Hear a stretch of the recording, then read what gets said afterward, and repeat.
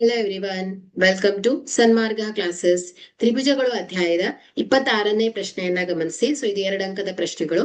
ದತ್ತ ಚಿತ್ರದಲ್ಲಿ ರೇಖಾಖಂಡಗಳಾದ PS ಮತ್ತು QR ಗಳು T ಬಿಂದುವಿನಲ್ಲಿ ಛೇದಿಸುತ್ತವೆ ಮತ್ತು ಕೋನ Q ಕೋನ S, ತ್ರಿಭುಜ PQT ಸರ್ವಸಮ ತ್ರಿಭುಜ RST ಎಂದು ಸಾಧಿಸಿ. ಓಕೆ, ಇಲ್ಲಿ ದತ್ತ ಚಿತ್ರದಲ್ಲಿ ಕೊಟ್ಟಿರುವಂತಹ ದತ್ತಾಂಶ ಏನ್ ಹೇಳಿ, ರೇಖಾಖಂಡಗಳಾದ PS ಮತ್ತು QR ಗಳು T ಬಿಂದುವಿನಲ್ಲಿ ಛೇದಿಸುತ್ತೆ. ಓಕೆ, ದತ್ತ PS ಮತ್ತು QR ಗಳು T ಬಿಂದುವಿನಲ್ಲಿ ಛೇದಿಸುತ್ತವೆ. ಓಕೆ, ಕೋನ Q ಏನ್ ಹೇಳಿ, ಕೋನ S ಅಂತ ಕೊಟ್ಟಿದ್ದಾರೆ. ಸಾಧನೀಯ ಏನ್ ಹೇಳಿ, ತ್ರಿಭುಜ PQT ಸರ್ವಸಮ ತ್ರಿಭುಜ RST ಅಂತ ಹೇಳ್ಬೇಕು. ಓಕೆ, PQT ಸರ್ವಸಮ ತ್ರಿಭುಜ RST ಸಾಧನೆ.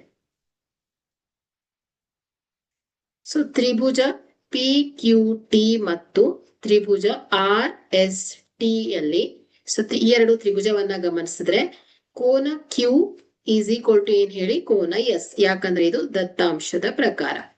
ಓಕೆ, ತ್ರಿಭುಜ ಇಲ್ಲಿ ಕೋನ PQT, ಕೋನ ಒನ್ ಸೆಕೆಂಡ್, ಕೋನ PTQ,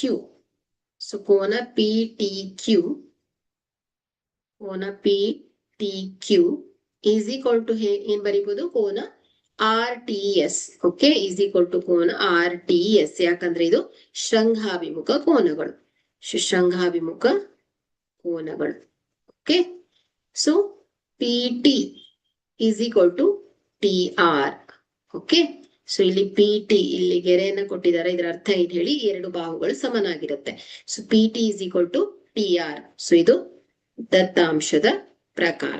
ಓಕೆ, ಹಾಗಾದ್ರೆ ಇಲ್ಲಿ ಬಾಹು ಕೋನ ಬಾಹು ಸಮರೂಪತೆಯ ನಿಯಮದ ಪ್ರಕಾರ, ಬಾಹು ಕೋನ ಬಾಹು ಸರ್ವಸಮ ನಿಯಮದ ಪ್ರಕಾರ ಏನ್ ಹೇಳ್ಬೋದು, ತ್ರಿಭುಜ PQT ಸರ್ವಸಮ ತ್ರಿಭುಜ RST ಆಗತ್ತೆ. Okay, hence proved. Thank you.